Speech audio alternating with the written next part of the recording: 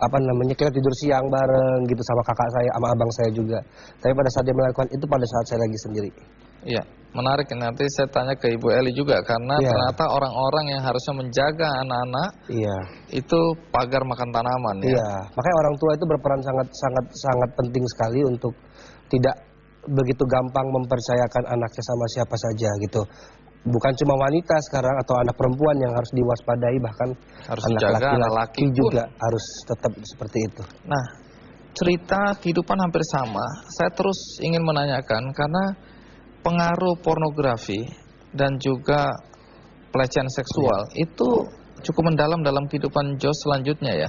Iya, karena waktu kecil kan biasa tuh bergaul dengan teman-teman, terus mulai pengen tahu apa itu pornografi, terus waktu itu masih belum ada internet kan, jadi cuman gambar-gambar, terus apa namanya, cita-cita yang porno gitu yang kita bahas, dan akhirnya kadang ada pengawasan orang tua yang sangat intens, kita ngerasa tertarik untuk melakukan itu, mulai apa namanya, mulai melakukan sendiri, abis gitu sama mencoba-coba dengan teman-teman yang lain.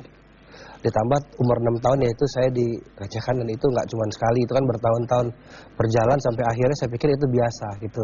Tapi setelah saya dewasa saya ngerti loh kenapa cuma saya, kenapa nggak kakak saya seperti itu juga gitu. Dan ternyata orang itu punya kelainan yang melampiaskannya kepada anak kecil berumur 6 sampai 8 tahun.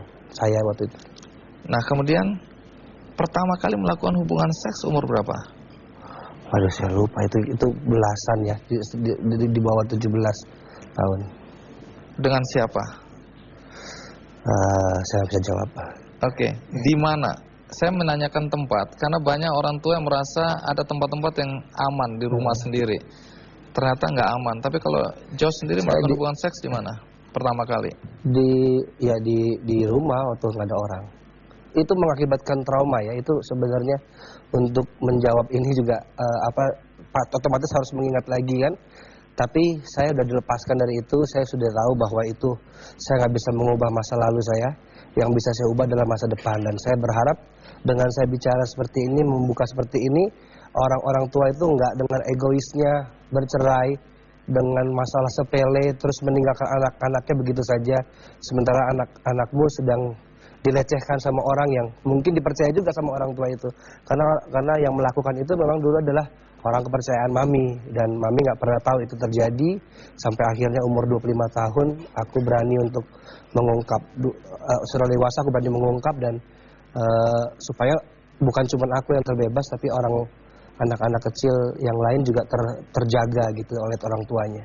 Baik, menarik karena maminya Jos Peter ada di sini, kita akan tanya nanti ya kepada ibunda dari Jos. Tapi sebelum itu kita rehat sejenak, saya akan segera kembali.